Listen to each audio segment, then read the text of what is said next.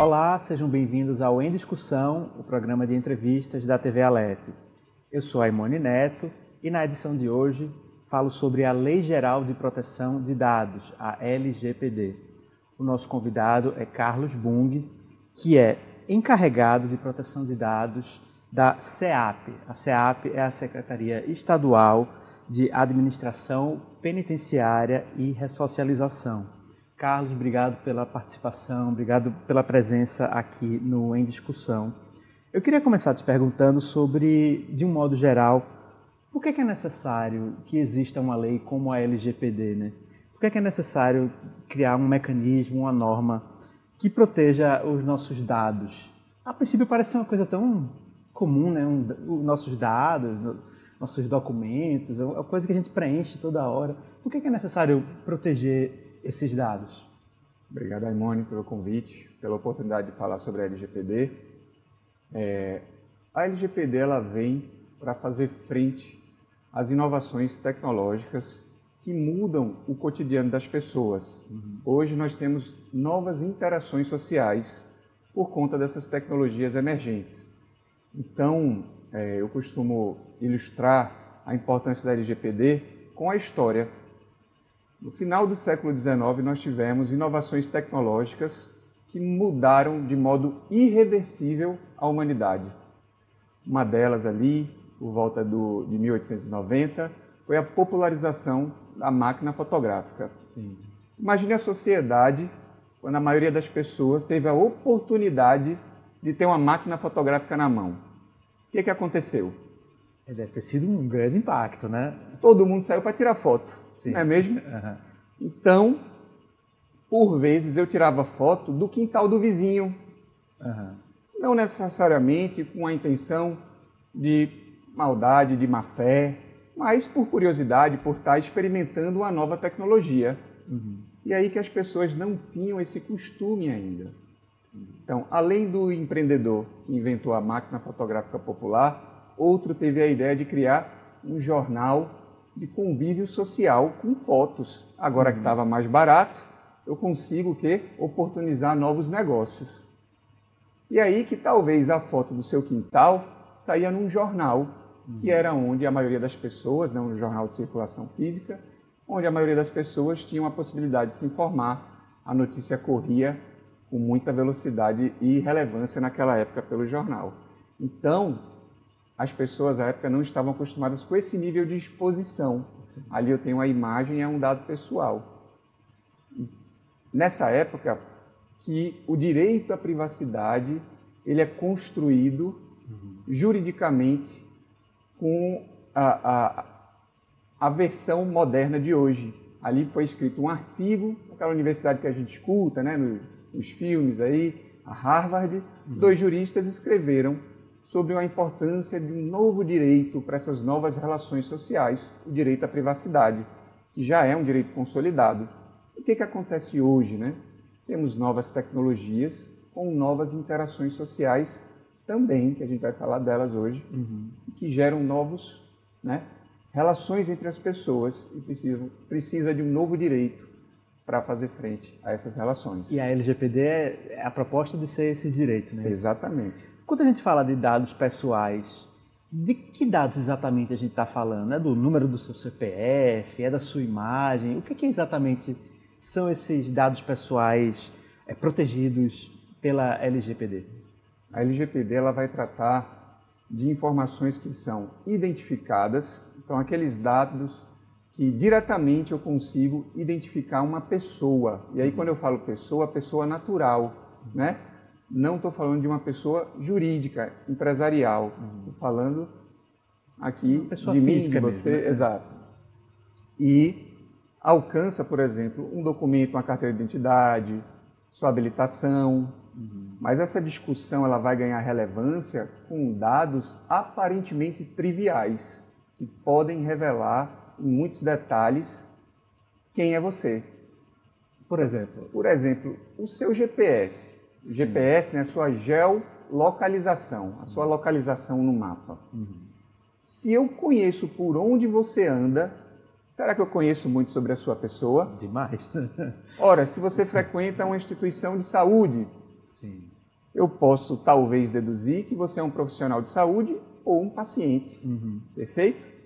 E se junto a isso eu tenho o seu histórico de compras de uma farmácia? Eu já tenho duas informações, posso cruzar esses dados e saber ainda mais, né, detalhes dessa pessoa. Então, somente com a geolocalização, eu sei se você, no final de semana, frequenta uma entidade religiosa de matriz cristã, judaica, de matriz africana. Então, veja, eu já posso, né, inferir dados que, por vezes, são informações mais sensíveis. A gente falou de dados de saúde e dados, né, de convicções religiosas. Ambos, a depender do uso, se for um uso inadequado, pode ali apresentar danos a esse titular. Entendi. E a proteção a esses diversos dados pessoais, ela é igual para todos ou há níveis diferentes? Como é que a LGPD discrimina, se eu puder dizer assim, esses diversos dados? Nós temos dados pessoais, que são esses de identificação direta e também indireta, como eu falei, né, a geolocalização, mas a LGPD ela apresenta um rol dos dados pessoais sensíveis.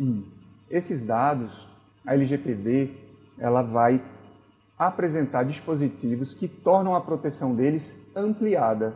Ou seja, eu preciso garantir medidas de segurança mais robustas no fluxo desses dados.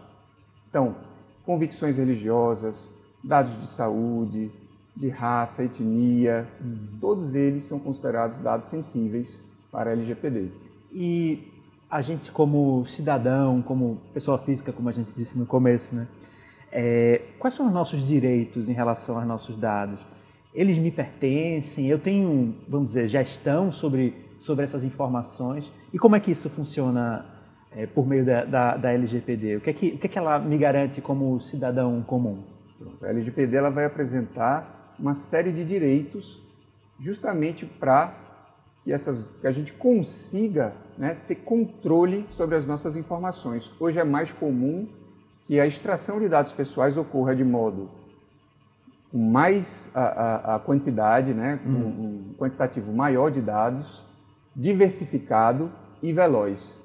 Então, um exemplo rápido, hoje você pode ter um carro chinês que vai ali, né, extrair várias informações da sua pessoa também, é tudo automatizado, né, muitas funções ali, aplicativos. Aquele exemplo do GPS também, né? GPS também.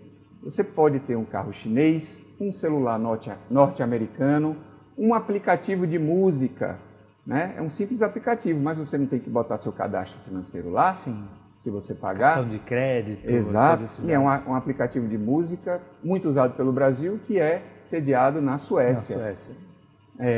Você pode ter uma plataforma de compras também argentina, muito famosa, que a gente usa bastante aqui no Brasil. O GPS russo, o equivalente ao GPS da Rússia. Um serviço de mensageria russo, muito comum também no Brasil, né? Quando um deixa de funcionar, as pessoas utilizam outro, né? Existe um russo muito famoso. Então, e por vezes, você utilizando todos esses aplicativos, né, de vários países diferentes, uma empresa dessa subcontrata outra, seja para arquivar esses dados, esses arquivos que vão conter dados pessoais, né? Ou então para uma outra funcionalidade. Eu gosto de demonstrar esse exemplo com o robô aspirador. A gente tem um caso muito curioso sobre o uso de robô aspirador. As versões mais modernas desses equipamentos, eles contam com câmeras de alta definição. O sistema de mapeamento do robô, ele conta com uma tecnologia laser que era utilizada pela NASA. A navegação dele pela sua casa, por vezes, para quem programa esse robô, né, que ele sai sozinho ali para fazer a limpeza da casa, então ele precisa desviar obstáculos. Esse robô precisa entender que às vezes eu tenho ali um cadarço, uma fita, um objeto que não é para ele passar por cima. Então, às vezes, é tão desafiador quanto criar um carro autônomo. Um carro autônomo, ele segue ali uma estrada, a placa, são referências similares, mas o robô não. Ele precisa entender a bagunça da sua casa, vamos dizer, que é diferente da de outra. Então, existe uma alta tecnologia que é empregada aí. E por vezes o que o robô faz? Ele está o quê? Filmando, verificando a sua casa com uma máquina, por vezes muito avançada. E o que aconteceu com uma usuária de um robô aspirador desse? Né? As fotos dela caíram na rede, né? Vazaram na rede. A gente tem aí o famigerado incidente de segurança da informação. E a imagem, ela é um dado pessoal. Entendo. E o que aconteceu com esse exemplo, né, que eu trago, que é real, né, que é muito interessante. Essa é uma empresa, né, essa versão mais moderna desse equipamento, ela subcontratou outra. Então, era uma empresa sediada nos Estados Unidos, né, na América do Norte, contratou uma empresa asiática, do outro lado do mundo. E o que essa empresa asiática fez? Ela contratou diversos profissionais espalhados ao redor do mundo, que é o que a gente conhece hoje, né, como trabalho em casa, o home office. Então, veja, as informações domésticas circularam. Você espera comprar a empresa, de uma empresa, né, situada numa sede, mas ela transferiu parte desse trabalho para um outro país que contratou pessoas que estavam trabalhando de casa ao redor do mundo. Então, essa imagem, se você não tiver, né, um circuito ali muito protegido de dados, de transferência, ela pode ocorrer, e o que foi que aconteceu, que essa imagem ela caiu, né, na internet, numa rede social. Se isso acontecer, vamos dizer, se esse robô estivesse no Brasil e a LGPD já estivesse vigente, e vamos dizer, eu fosse a pessoa que teve essas imagens vazadas, o que eu como cidadão poderia fazer? A quem eu deveria recorrer, por exemplo? Esse é um exemplo grave de violação da própria intimidade, né? Que é um dos fundamentos da LGPD. A intimidade, nesse caso, você tem direitos, né, de repercussão administrativa, de saber os detalhes de como essas informações são tratadas, qual é o ciclo dessa informação, onde ela nasceu, por onde ela passou, quem foi essa outra empresa também, né, por onde essa informação circulou. E aí esses detalhes da LGPD vêm garantir ao cidadão, né, que ela chama de titular de dados, né, a lei ela traz essa denominação. Então, o titular de dados ele tem o direito a acessar esses dados, né?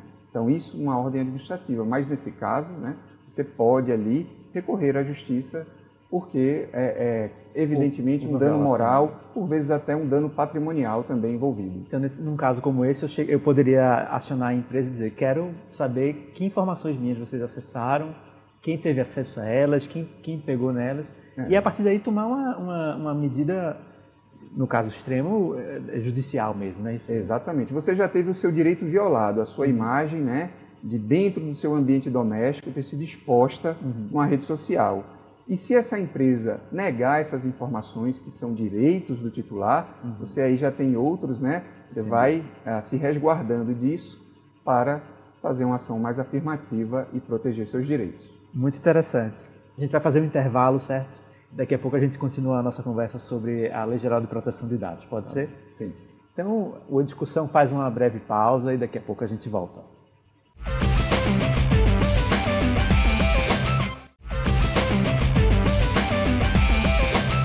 Estamos de volta com o Em Discussão, aqui na TV Alep. Eu sou Aimone Neto e o nosso tema de hoje é a Lei Geral de Proteção de Dados, a LGPD.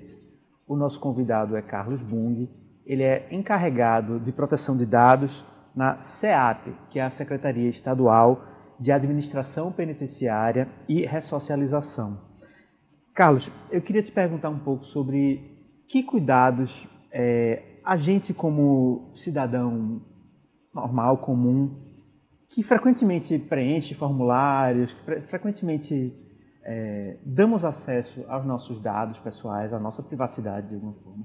Que cuidados a gente deve ter, de um modo geral, por exemplo, na internet? Eu imagino que até num formulário de papel mesmo a gente tem que ter um certo cuidado também, né? Porque a lei abrange isso também, né? Como é que a gente pode estar mais atentos aos nossos dados e às nossas informações pessoais?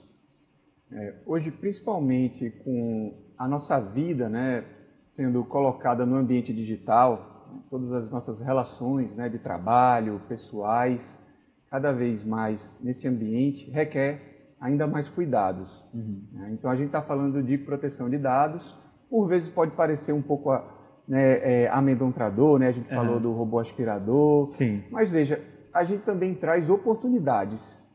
Né? A gente tem aqui em Pernambuco um porto digital, onde a gente trata informações de todos os lugares do mundo também. A maior parte do faturamento do porto digital vem de fora. Então, é Pernambuco tratando informações de ao redor do mundo. Infelizmente, essas oportunidades, como tudo está nesse ambiente digital, a gente também tem um setor, né, que é o setor criminoso, que também está correndo para esse ambiente digital. E aí, é muito válido a gente falar da conscientização que a gente tem que ter, né, nesses aplicativos. A gente tem um tipo comum que é conhecido, né, o nome a gente chama de pescaria, né, em inglês é phishing, que se trata ali, por vezes, de links. Né? A gente recebe mensagens pelo celular, você efetuou uma compra, clique no link para verificar essa compra. E o que acontece hoje? Né? Os elementos desses golpes, eles estão muito mais sofisticados. Anteriormente, a gente recebia uma ligação com um sotaque diferente da nossa região, falando de um familiar que era inexistente até, então a gente opa, isso é um golpe. Mas hoje não. Então eu trago também um exemplo que aconteceu, que é real, de uma empresa que ela foi invadida, uma empresa de turismo. Os criminosos detiveram ali a base de dados dos clientes que iam viajar e ligavam para as pessoas. A sua viagem está confirmada, tal dia, hotel tal. Eles já tinham essas informações. O que eles fizeram? Confeccionaram um site visualmente parecido com o original, o da empresa de fato. E pediam para as pessoas confirmarem ali a compra dela nesse site forjado. Então ele tinha a informação da sua viagem, ele tinha a informação dos seus dados pessoais e pediu para você entrar lá e confirmar seu cartão de crédito. Percebe como você tem que ter uma avaliação primária. Existem elementos aí também que são repetitivos para a gente ficar atento. Quais são eles? Hoje, é algo urgente. Se for algo urgente, desconfie. Pise no freio, opa, vou fazer uma verificação, vou buscar o site oficial da empresa, o telefone oficial, vou confirmar com o meu gerente de banco, antes, né, de proceder a essa ação, entregar os dados. Geralmente os elementos são esses dos golpes. É a urgência e hoje, diferente de antes, é uma história bem sofisticada e por vezes com muitos elementos do seu dia a dia reais. E por isso que é mais fácil você cair num golpe desse. Ótima dica essa da urgência. Já aconteceu comigo várias vezes e eu estive a ponto de realmente de cair, né? De falar com um atendente de telemarketing que parecia realmente uma pessoa da empresa, do banco, e não era. Né? A gente precisa repassar essa informação, Aimone, principalmente para as pessoas que são mais vulneráveis. Com certeza. Então, a gente tem crianças, adolescentes, disseminar essa informação, que elas também são alvo desses golpes. Cada vez mais a gente tem o quê? Uso de celular desde cedo, então tem que prestar atenção nisso. Idosos também, que são mais vulneráveis a esse tipo de golpe. Entendi. Quem fiscaliza a aplicação e o cumprimento da LGPD? Como é que a lei pensou esse sistema? A gente tem a Autoridade Nacional de Proteção de Dados. Né? Ela é um órgão do governo federal, né? E ela fiscaliza, ela interpreta a lei, ela lança regulamentos. Então, para quem é profissional da proteção de dados, sempre é necessário estar acompanhando a Autoridade de Proteção de Dados brasileira, porque a LGPD é uma legislação relativamente recente ainda. Então, muitos dispositivos precisam de regulamentação. Inclusive, um recente que saiu agora é do próprio encarregado. O encarregado de dados, né? Hoje a gente fica escutando, né? A inteligência artificial, ela vai substituir algumas profissões, mas esse mercado também gera oportunidades. Hoje a gente tem o encarregado, que é esse profissional que vai, né, lidar com os dados pessoais da empresa e também, né, sua principal ali, missão é atender o cidadão, o titular de dados, e a ANPD. A ANPD pode entrar em contato com a empresa ou com um órgão público, e ela faz isso diretamente pelo encarregado. Entendido. Você atua como encarregado lá na Secretaria de Administração Penitenciária e Ressocialização. Isso. E tem essas outras figuras também que a lei cria, né? Controlador, operador, encarregado me parece ser a figura da ponte. Como é que é o dia a dia de um encarregado nessa área de proteção de dados? Como é o teu trabalho de segunda a sexta, vamos dizer assim? A minha sugestão, assim, para quem está iniciando nessa área, ou a empresa que ainda não tomou assim, ações em prol da privacidade e proteção de dados, é a primeira, a de indicação do encarregado, ou então de uma equipe que vai lidar com essa temática. E você precisa estar colocando ali no site institucional da empresa as informações do encarregado. As informações de como a sua empresa protege os dados pessoais. Uma dica que eu dou é uma página específica sobre isso. Você coloca lá um linkzinho, proteção de dados, aviso de privacidade e reúne essas informações lá de modo facilitado. A autoridade, né, ela inseriu esse regulamento há pouco tempo sobre o encarregado, então a gente precisa, as organizações públicas, de um ato formal indicando que esse encarregado foi posto para trabalhar na empresa. Então, é mais uma ação que a gente precisa colocar lá. A portaria de nomeação desse encarregado, demonstrar diligências. Um outro ponto muito importante sobre a Autoridade Nacional de Proteção de Dados é que ela também, além de fiscalizar, interpretar a lei, ela pode, né, punir ali aqueles que não estão em regularidade com a temática. Existem ali 4 principais formas de ela fazer isso, né?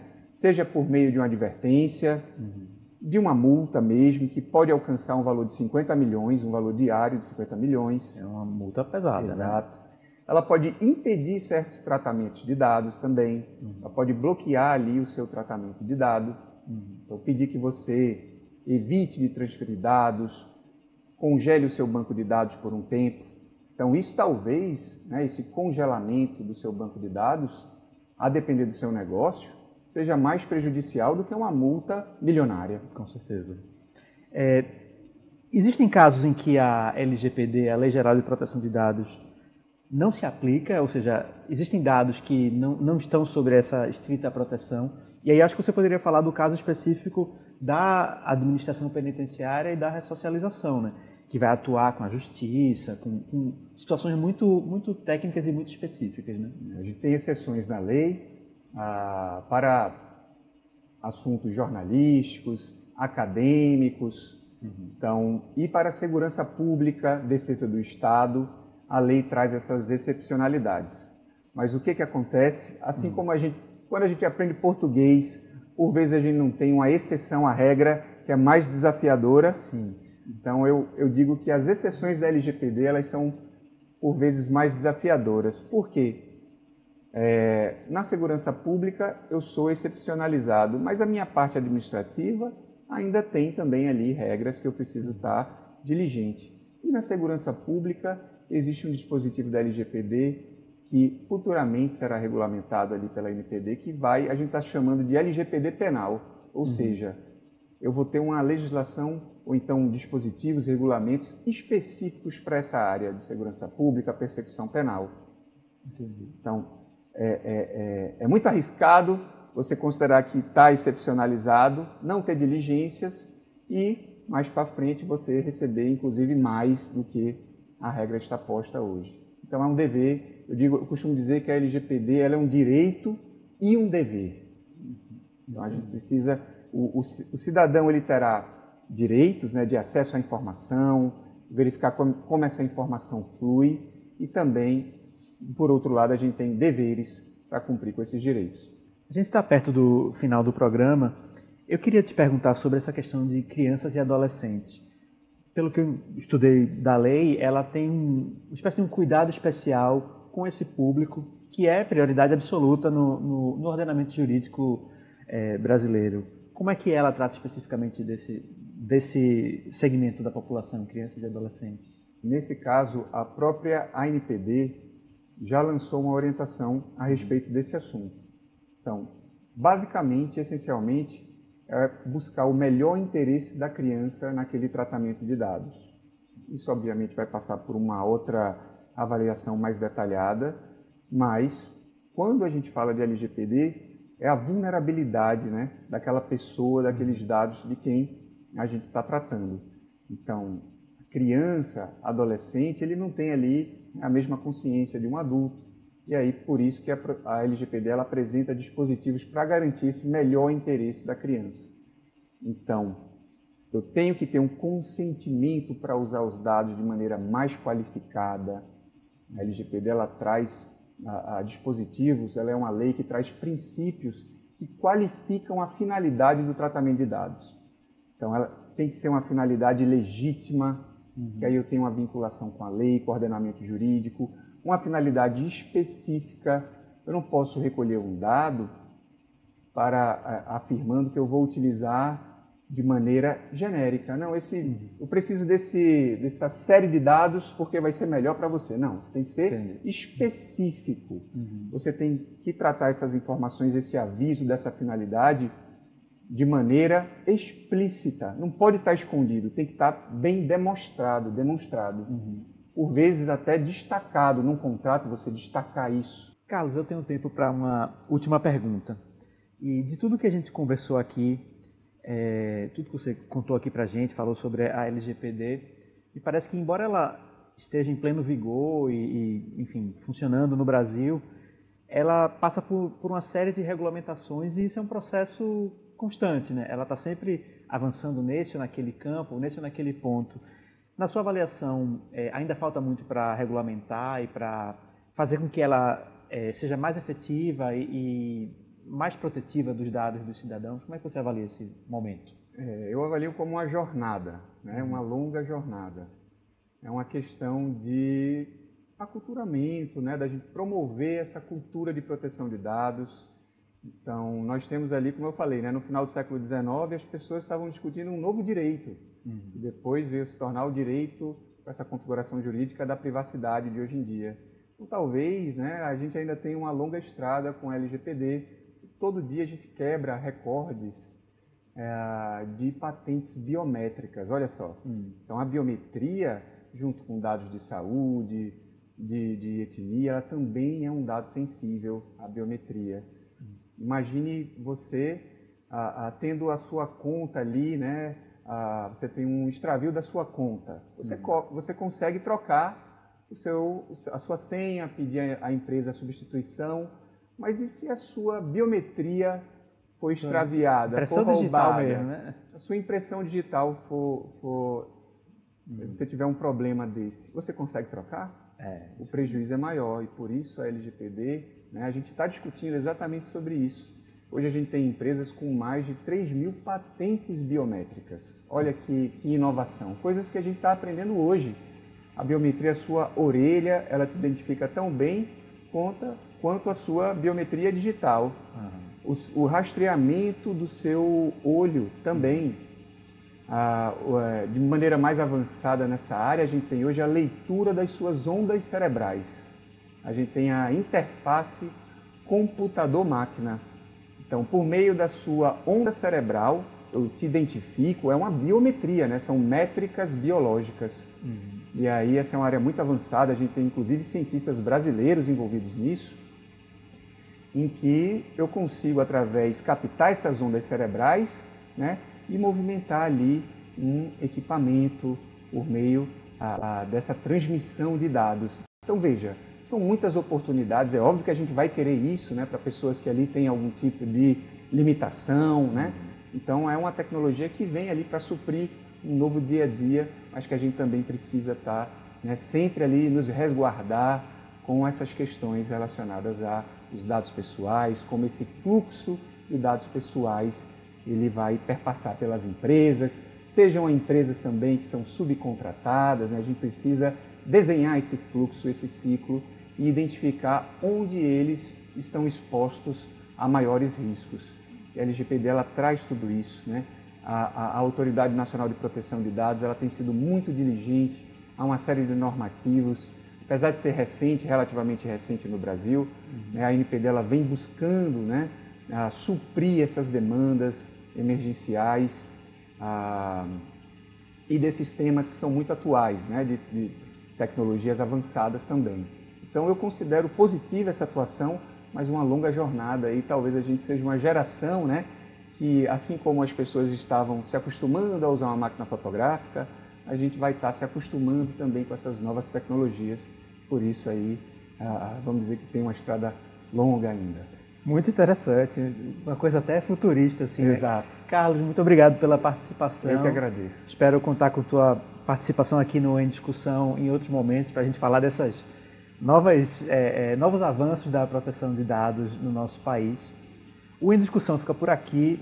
Muito obrigado por assistir e até a próxima edição.